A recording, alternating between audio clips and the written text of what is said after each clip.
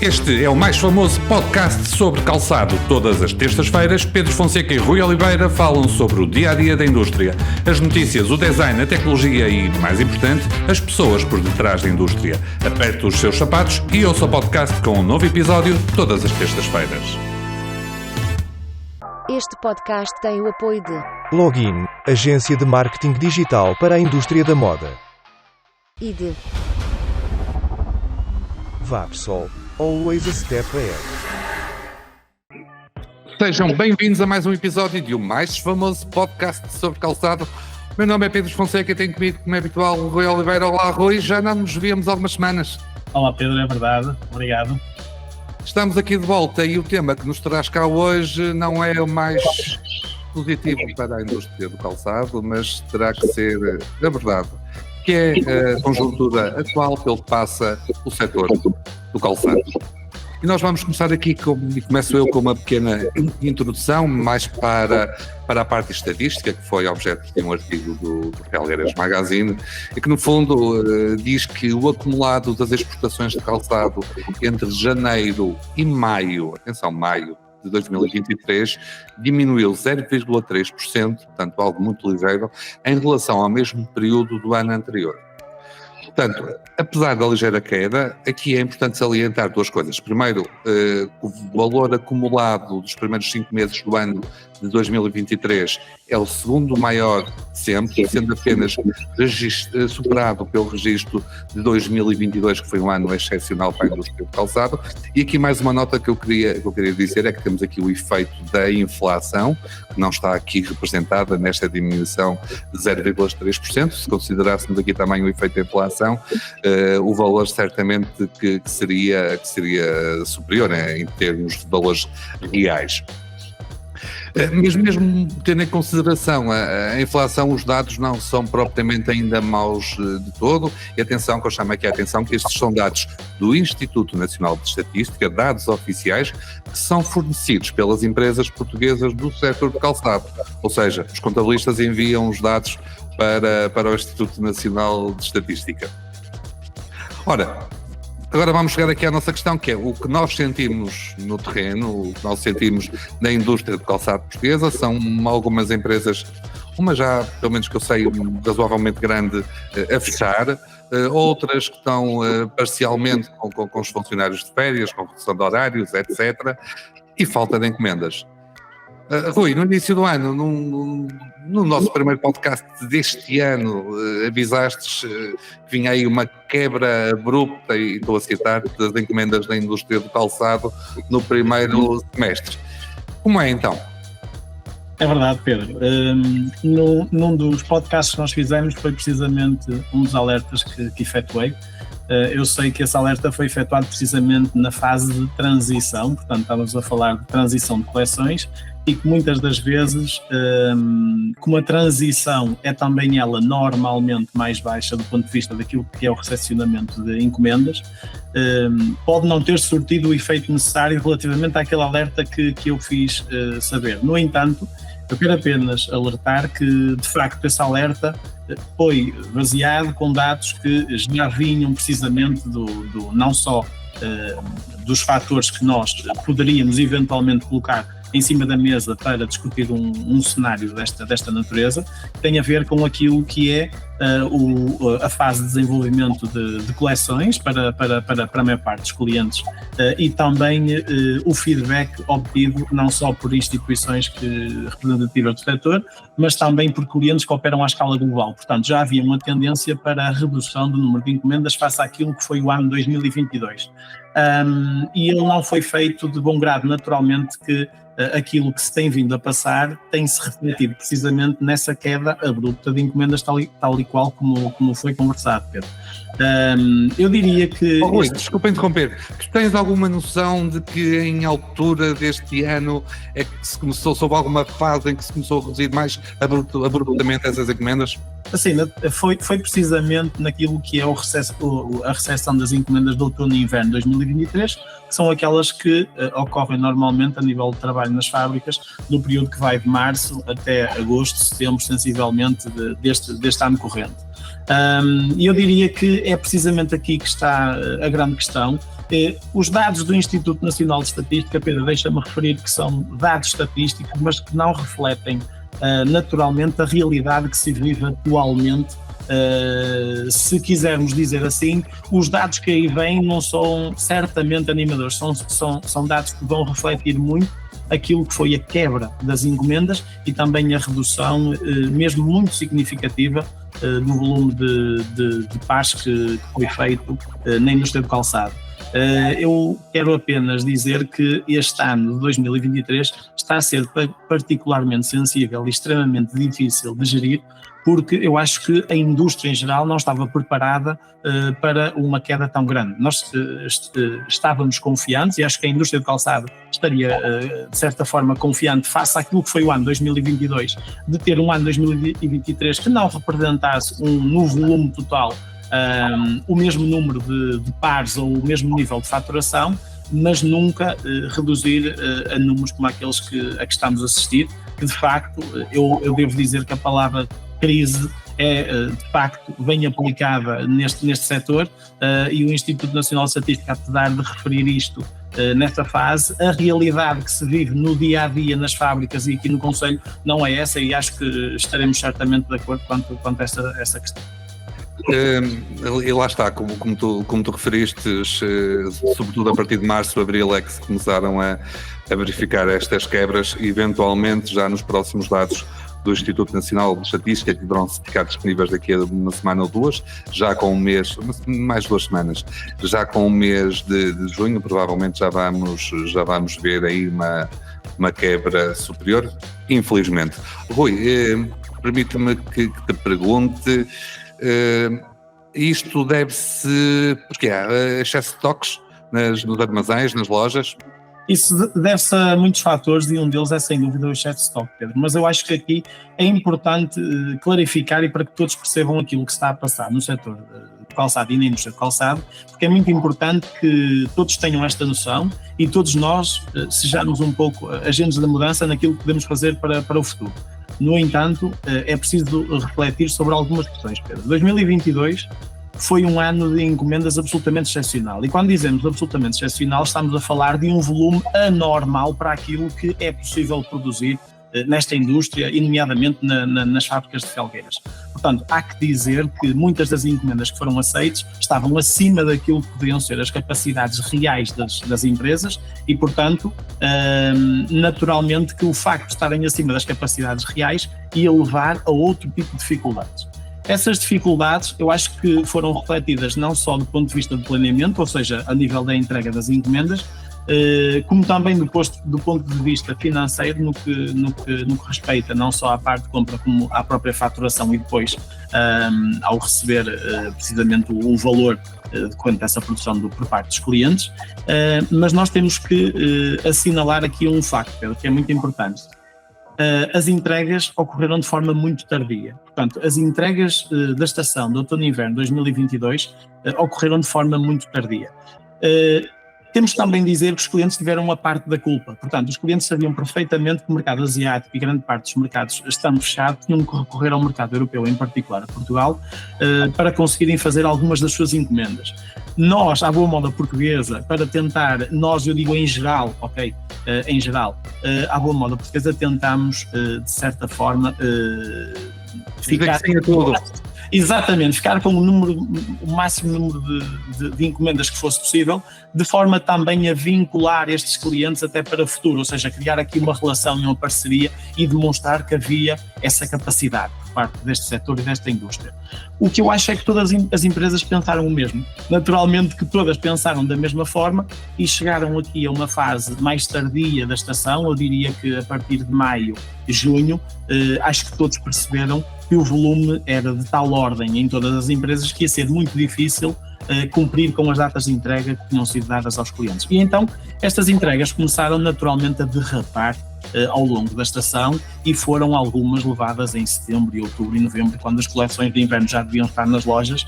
Eu admito que houve muitas coleções que chegaram às lojas tardiamente, até quase já num período de saldos, o que não fez qualquer sentido para os clientes quando as recepcionaram, porque naturalmente não tiveram o mesmo tempo de venda dessas coleções em loja que aquele que teriam caso as coleções tivessem sido entregues no período de agosto e setembro sensível.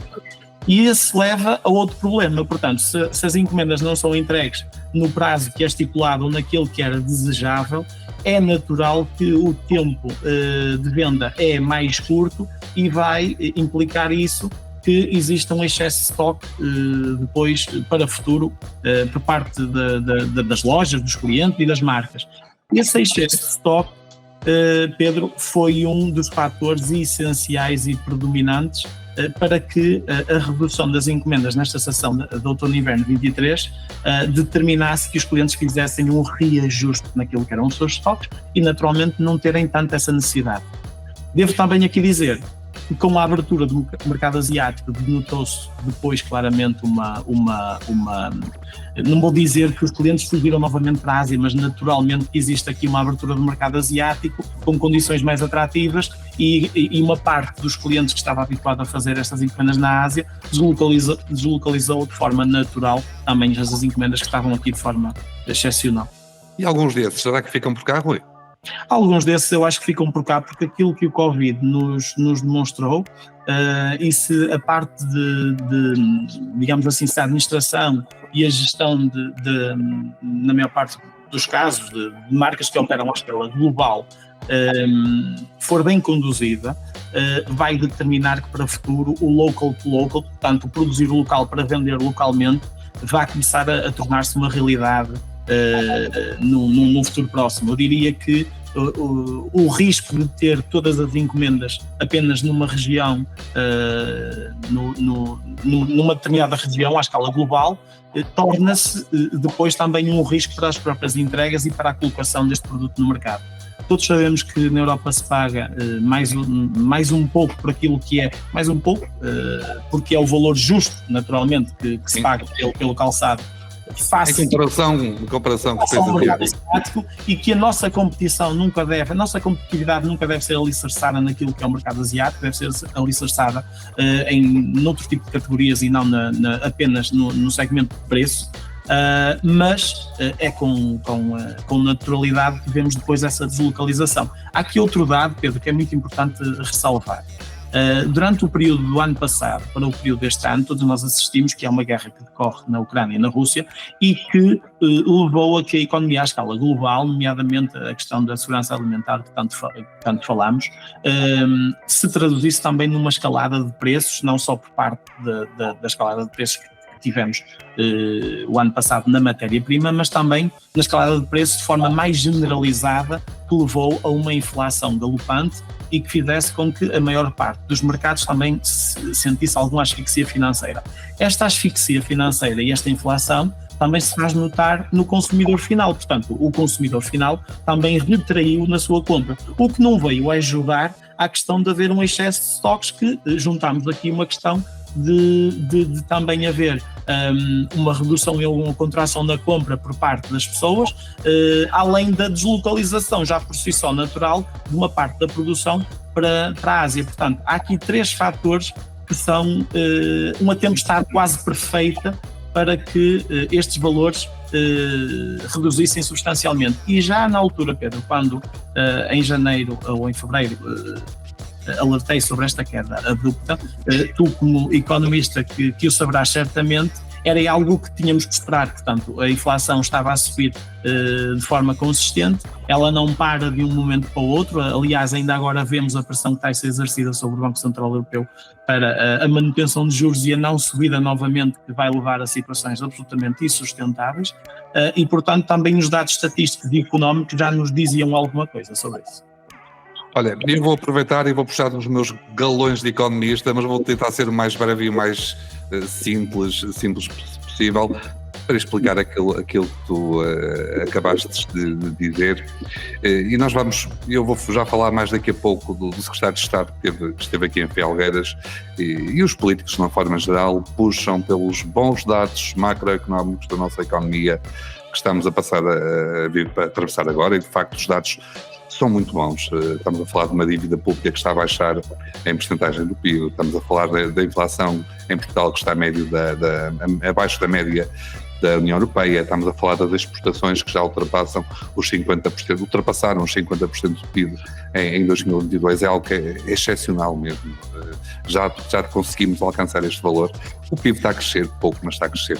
Ora, a nossa macroeconomia está bem. E isto não quer dizer que estes dados estejam a chegar às pessoas, porque não estão a chegar às pessoas. E já agora, à parte no calçado, já que a falar, os salários não são especialmente altos, e as pessoas, especialmente quem tem empréstimo à habitação, estão a passar um mau bocado, e isso dava um tema para um outro podcast.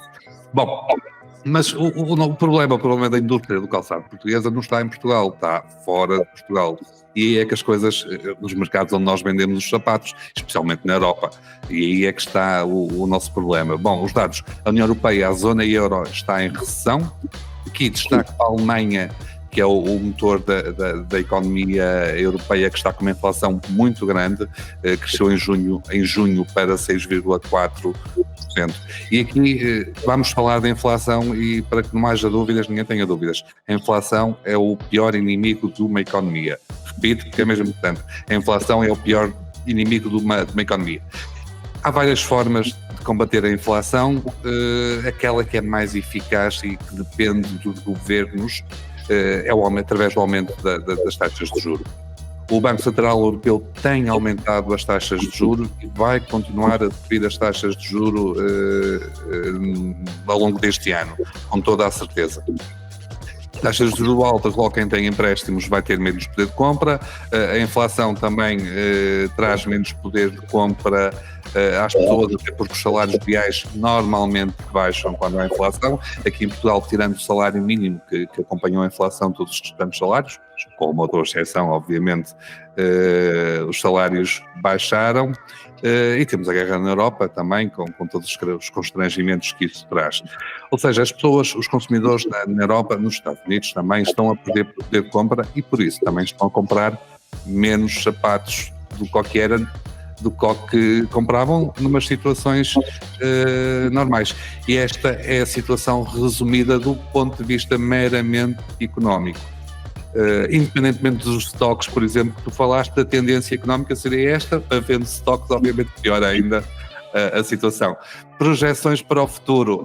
Projeções são sempre muito difíceis de fazer, costuma-se dizer que o economista é aquele que vai saber amanhã a razão pela qual aquilo que ele previu ontem não aconteceu hoje. Mas se eu tivesse que fazer uma previsão, diria que as taxas de juros vão voltar a subir mais 2 vezes até a estação de outono. A partir daí, creio que a inflação vai começar a baixar de uma forma mais controlada e efetiva, e para o segundo semestre de 2024 é possível que as taxas de juros comecem a baixar.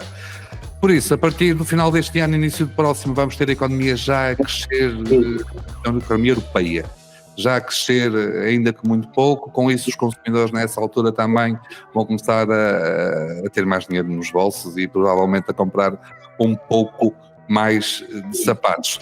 Eu aqui vou deixar só uma nota, porque nos Estados Unidos a Reserva Federal Americana começou a combater a inflação muito mais cedo que a União Europeia. Portanto, eles começaram logo a aumentar as taxas de juros a um nível muito superior ao da Europa, e, portanto, é previsível que a economia americana recupere mais depressa do que a economia da União Europeia. Nós, no setor de calçados, já exportamos um valor bastante razoável para os Estados Unidos, e não sei, também te vou deixar a ti a pergunta, se não será um bom mercado para apostar, uma vez que a recuperação vai ser feita na Europa. Rui, para além desta pergunta, se quiseres responder, vou-te fazer também mais uma. Utilizaste a palavra crise no setor do calçado, e os países concorrentes de Portugal, a Espanha, a Turquia, tens algum feedback? Como é que estão lá as coisas? O feedback que existe, pelo menos daquilo que são marcas que operam, por exemplo, à escala global e que se calhar de forma também semanal vamos estando em contacto, é que esta crise, digamos assim, do ponto de vista das encomendas, é global. Portanto, está-se a passar o mesmo em quase todos os mercados. Existe mesmo a referência de que, por exemplo, na Índia, a crise poderá até ser maior e de forma mais evidente aquilo que é a disponibilidade deles para aceitarem encomendas até a um preço mais baixo que aquilo que seria o natural e o normal. Portanto, o feedback é mesmo este, Pedro, é que aquilo que se passa-se à escala global. Existem dados, existem marcas, existem empresas como a Adidas, que já falaram em reduções muito significativas daquilo que são as suas encomendas no atual período. Portanto, estamos a falar de algo que é transversal à indústria de calçado. Rui, eu há umas semaninhas atrás estive a falar com um empresário do setor de calçado que me transmitiu mais ou menos o seguinte, que tiveram uma quebra assim de um momento para o outro, uma quebra abrupta das encomendas, que vão aguentar até ao mês de setembro, deixar passar as férias, mas chegar a setembro, outubro e não houver uma evolução favorável na quantidade de encomendas, vão pensar numa reestruturação das empresas, em reduzir o número de pessoas ao serviço. E eu aqui quero um comentário teu e também aqui relembrar que em 2022, no ano passado, fruto, como todos sabemos, do ano excepcional da indústria do calçado, o número de pessoas ao serviço da indústria também aumentou muito. Pedro, eu acho que aquilo que acabaste de dizer deve-nos fazer a todos pensar, até do ponto de vista daquilo que é a gestão das próprias empresas e os cenários que vão ocorrendo de passo a passo. Portanto, existem momentos bons e existem momentos maus. E é até de certa forma controverso que nós, o ano passado, abordámos a questão da falta de mão de obra, da falta de recursos, da falta de pessoas para o setor. E passado um ano onde tivemos dados recordes, exportações recorde, faturações recorde, vemos-nos agora na iminência de reduzir precisamente esses recursos pela falta das encomendas.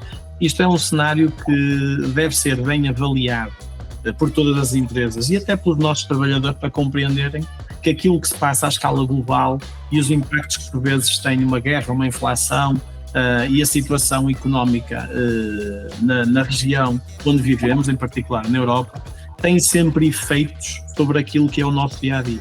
E esse efeito está a ser traduzido muito naquilo que é o dia-a-dia de trabalho de muitas pessoas, muitas famílias, muitos trabalhadores e muitas empresas no nosso concelho, em Felgueiras, precisamente pela queda das encomendas.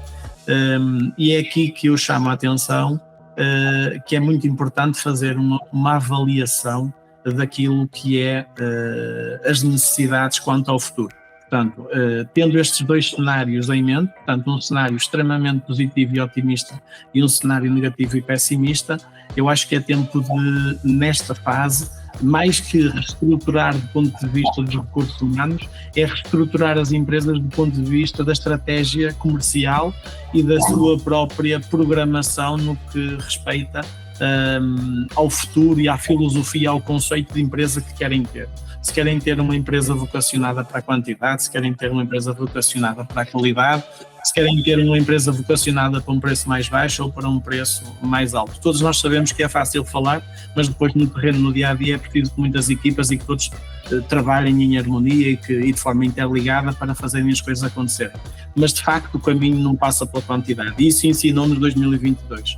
O caminho passa naturalmente pela qualidade, pela reestruturação e pela aposta em setores de controle de qualidade e de operações e de processos muito rigorosos para permitirem a clientes novos, a startups, a clientes que estão no mercado e que podem pagar um preço mais elevado pelos sapatos, confiem em Portugal e depositem aqui as suas encomendas, que também elas não são em volumes mais pequenos, e para que consigamos no futuro tornar-nos um bocadinho, perdoem-me a expressão, um made in Italy, mas feito em Portugal. Ainda relacionado com isto que estamos aqui a falar, o panorama atual do setor do calçado, o secretário de Estado da Economia dedicou o dia 14 de julho, portanto, há uma semana e meio atrás, à indústria do calçado e realizou uma série de visitas empresas do setor. Uma dessas empresas foi a empresa Felgueiras Avapsol. Eu estive presente na visita do Secretário de Estado da Economia, que veio com uma comitiva muito grande, e falei com ele, e ele diz que esta quebra nas encomendas é um período transitório, e deixa também uma mensagem de esperança e de confiança. Eu falei com ele, isto temos falado aqui, que há quebras de encomendas, empresas a fechar, pessoal em casa, o que ele diz, e agora vou ler para citar o que ele disse também: temos que estar atentos para podermos atuar se percebemos que existem distorções onde as empresas precisam de apoio numa lógica de garantir a sua viabilidade. Mas a ideia generalizada é que será um período transitório e, portanto, obviamente é uma mensagem de esperança que queria deixar e de confiança também. Rui, isto são palavras, ok, de político, pronto, e muito bem ditas. Algum comentário queiras fazer? Tu disseste tudo, eu ia dizer precisamente isso, é uma mensagem política pura e dura, portanto, a realidade que se vive no dia-a-dia na indústria e nas empresas não é tão cor-de-rosa como o Sr. Ministro anuncia. Independentemente de que eu, nas notícias, destaquei o facto de ele ter já feito, referiu que já fez 10 mil quilómetros a visitar empresas. Exatamente. E a ver os bons exemplos da implementação de políticas públicas, da utilização agora de novos materiais e digamos assim, de todo um contexto empresarial de dinâmica, de transformação e tecnológico que orgulha o Sr. Ministro, mas isso tem que ser dito que é feito no dia-a-dia com muito esforço, muita dedicação, e que nos momentos bons o nosso Governo e o nosso Estado está para se valorizar e para fazer referência a isso mesmo, mas nos momentos maus era preciso pensar em medidas alternativas que permitissem às empresas passar estes momentos, podem ser efetivamente transitórios, mas que pudessem passar com menor asfixia financeira. E aqui há que dizer que as políticas não se fazem de palavras, mas tinham que ser feitas com intenções, e claramente já falámos, por exemplo, daqui da taxação das horas extra, por exemplo, que podia ser uma política que podia ser muitíssimo bem referenciada, ficaria extremamente agradável, acho eu, e todas as empresas e todos os trabalhadores de Felgueiras, se o Sr. Ministro viesse dizer que as horas extras seriam, se não fossem taxadas, pelo menos havia uma redução nesta componente para permitir também, para que fôssemos mais produtivos e para permitir pagar melhor também aos nossos funcionários, e também poderíamos aqui falar de um conjunto de outras medidas que poderiam ser implementadas e que permitissem às empresas e aos trabalhadores pagar menos impostos, no entanto poder ter também um salário líquido superior àquele que recebem, da mesma forma que as empresas teriam menos asfixia. Eu diria que o comentário é mesmo por este caminho, Pedro. Eu acho que, mais que a visita e a realidade que o Sr. Secretário de Estado encontra nas empresas e que ele se orgulha, e todos nós nos temos que orgulhar porque o caminho foi muito bem feito nos últimos anos, no entanto, é preciso olhar do ponto de vista de políticas públicas, nomeadamente a nível da legislação laboral e dos impostos que se pagam sobre o trabalho e sobre as empresas. Devia haver uma revisão de forma muito consistente, muito direta, muito vincada, para precisamente tirar aqui alguma asfixia por parte das empresas nestes períodos.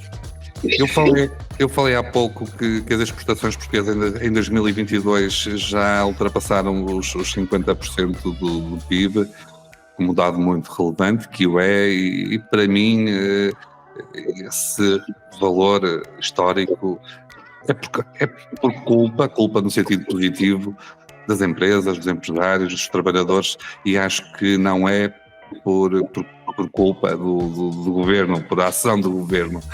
Governo que, este governo, muito sinceramente, nem sei que palavra é que é de usar, mas não tenho uma grande consideração por este governo. Temos casinhos, demissões, etc, mas já agora tenho uma boa consideração pelo Ministro da Economia. Gostava que o deixassem fazer mais. Rui, tenho aqui acho que mais 2 ou 3 perguntas para te fazer e vamos ver se a gente despacha isto. Já estamos aqui no podcast há não sei quanto tempo, mas a conversa está interessante, pelo menos para mim. Olha, numa altura de crise, como tu disseste, o que é que uma fábrica de calçado, componentes, uma fábrica do setor de calçado pode fazer? E aqui, às tantas, na parte comercial, tu trabalhas também um pouco nessa área, não é? Sim, se tivesse aqui uma opção mágica era interessante até já saber aquilo que se poderia fazer para todos recuperarmos rapidamente e não tinha qualquer problema, partilhava já de imediato. No entanto, isto tem muito a ver com aquilo que é a realidade interna de cada uma das empresas e os mercados e o tipo de produto ou até de componente que estão a trabalhar e estão a operar. Portanto, aqui é essencial, em primeiro lugar, tal como disse há uns minutos atrás, recentrar aquilo que é a política estratégica da empresa quanto àquilo que pretende nos próximos 2 ou 3 anos, de forma a que depois a estrutura comercial possa precisamente seguir essa filosofia, fazer a implementação dessa política e definir aquilo que são as prioridades internas. Eu diria que numa fase de crise é natural que se houvesse aqui uma maior partilha, eu já falei isso várias vezes, cooperativismo da nossa indústria, nós poderíamos todos ter aqui uma interajuda que permitisse a algumas das empresas mais pequenas ou que não têm tantas condições do ponto de vista comercial para abordar os clientes e os mercados, pudessem sobreviver nesta fase, porque depois quando houver um período bom, todas as empresas... Isto, quando há uma crise, as empresas mais pequenas são as primeiras a sofrer. Exatamente, naturalmente. Portanto, esse cooperativismo eu acho que endereçava aqui às nossas instituições e às associações que representam o setor e que devem naturalmente, digamos assim, promover esta prática cooperativista entre as empresas. Eu sei que não é fácil porque cada um estará naturalmente a olhar para aquilo que é o seu umbigo, para o seu negócio, mas esta prática nesta fase permitiria amenizar um bocadinho aquilo que são os problemas. A reestruturação interna pode ser operada em diferentes escalas, Pedro. Eu acho que nesta fase em particular é muito importante verificar aquilo que são as encomendas que estão perspectivadas para o futuro, de forma a reajustar ou readequar não só os recursos, mas também aquilo que são os processos internos para depois fazermos face a essa necessidade. Há muitas coisas que podem fazer, em particular nesta fase, mas eu não diria numa fase de crise. Eu diria que numa fase em que temos mais tempo, eu acho que é aqui que estamos a falar. A fase do ano passado, por exemplo, o tempo era algo que se pudesse ser comprado, acredito que muitas empresas teriam comprado e muitas pessoas o teriam comprado. Nesta fase existe tempo para nos focarmos em questões que se calhar nos passaram um bocadinho ao lado em 2022. E aqui há que promover, na minha opinião, práticas que permitam não só a inspeção, como até a promoção da própria qualidade dos processos internos, como sendo algo crucial e fulcral para aquilo que é a realidade futura das empresas, porque se nós queremos fazer esta aposta, então é hoje que nós temos que apostar em SOPs, em práticas operacionais, padrão, por exemplo, em estabelecer critérios de qualidade, em delegar responsabilidades, em organizar a própria estrutura. Eu vou sugerir uma, Rui, apostar na inteligência artificial, começar a pensar nisso. Por exemplo, a aposta na inteligência artificial. Há aqui um conjunto de práticas internas que eu acho que devem ser revistas por via da gestão, não é? Para precisamente colocar um bocadinho a tónica naquilo que são os pontos-chave que nós queremos fazer para o futuro. Agora, quanto àquilo que é o contornar esta situação de crise num futuro imediato, isso é muito difícil, Pedro. Isso vai depender de empresa para empresa, de realidade para realidade. Olha, vamos avançar agora para o futuro. Vou-te lançar o desafio de perspectivar aquilo que vai ser os próximos meses, daquilo que tu conseguires falar, até porque tu tens clientes na empresa onde trabalhas, vocês têm clientes já com quem trabalham já há muitos anos e que neste momento às tantas já estão a trabalhar na coleção para sair daqui a um ano. Rui, como é que vai ser os próximos meses? Lá está, outra questão difícil. É natural que tudo aquilo que se possa trabalhar e que se possa perspectivar, e eu não falo só até pela empresa onde trabalho, mas sim por aquilo que é a partilha de muitas das vezes nas conversas que tenho no dia a dia com tantos e tantos colegas e amigos que trabalham na indústria de calçado, as perspectivas são mais positivas. No entanto, o caminho que será feito entre o período de agora agosto e que vai até fevereiro, parece-me a mim que ainda será de alguma forma de diminuição, de redução do número de encomendas para verão, para depois poder perspectivar uma melhoria mais consistente a partir de janeiro e fevereiro de 2024 naquilo que são as encomendas de outono e inverno do próximo ano. Por tendência, Felgueiras tem na sua indústria uma quantidade maior de produto a ser exportado durante o período de verão, porque são os de inverno. E por tendência, o período de inverno, que são as coleções de verão, são mais reduzidos. Este ano, face a todas estas condicionantes, Pedro, augura-se que o cenário não será animador. No entanto, prevê-se uma ligeira melhoria que será consistente a partir do primeiro trimestre do próximo ano. Espero bem que sim. Rui, vamos avançar para as notas finais? Ou queres acrescentar mais alguma coisa? Não, posso passar, a minha nota final é precisamente uma mensagem de muita resiliência e de muita força e de muito empenho e acima de tudo, de confiança para todas as empresas e todos os trabalhadores que hoje em dia, nesta fase, de certa forma, em contradição com aquilo que passava um ano passado, veem já as suas empresas num cenário mais negativo, mais pessimista, portanto até os seus postos de trabalho de certa forma em risco. Passar uma mensagem de confiança e de força, porque esta fase tem que ser encarada por todos como uma fase que é determinante até para a própria indústria do calçado em Felgueiras.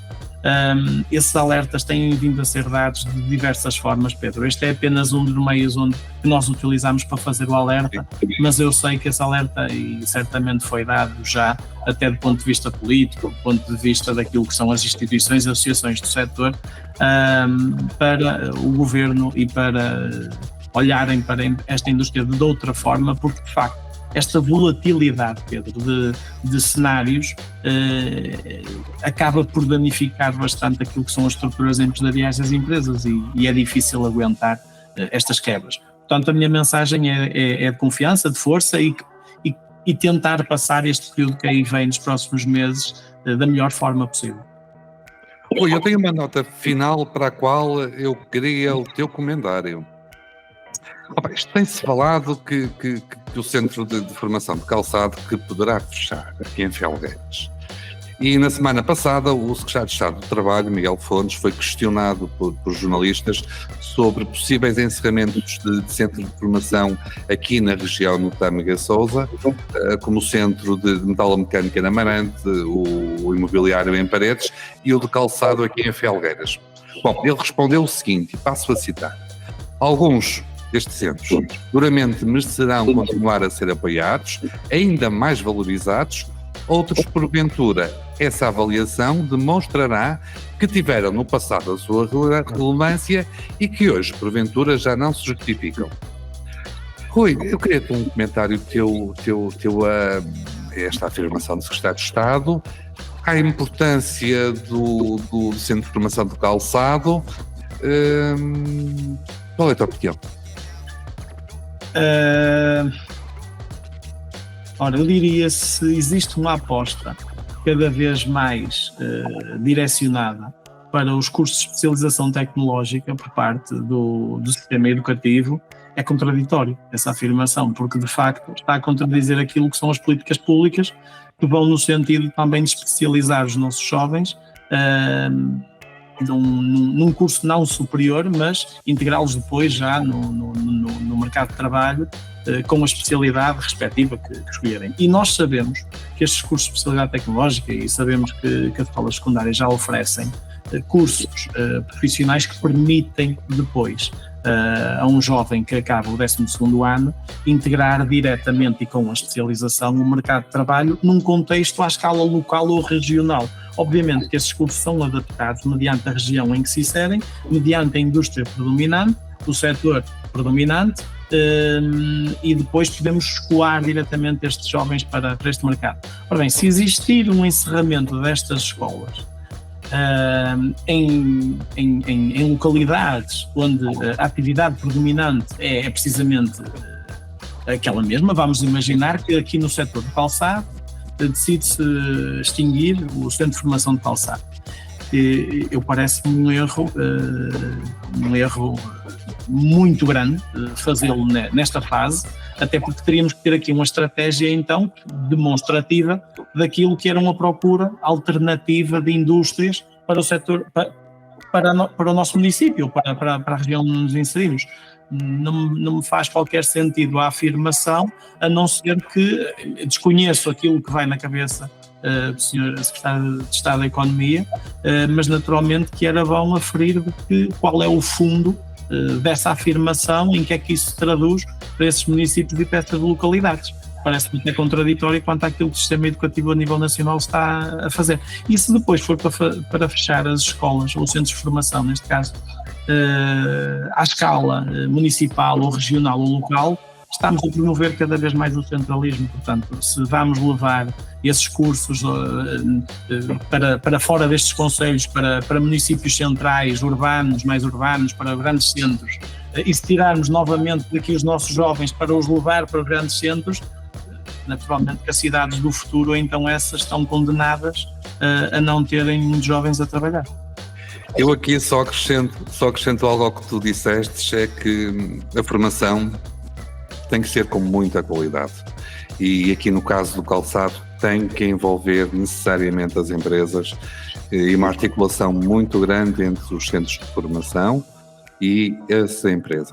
Acho que isso é fundamental para que corra bem o processo de formação dos alunos. Bom, Rui, muito obrigado. Chegamos ao fim do nosso episódio do podcast. Envie os seus comentários e sugestões para podcast@fialgueirasmagazine.pt. Também pode deixar as suas sugestões nos comentários das redes, os seus comentários na zona de comentários nas redes sociais. Por hoje é tudo, eu e o Rui voltaremos em breve com mais um episódio.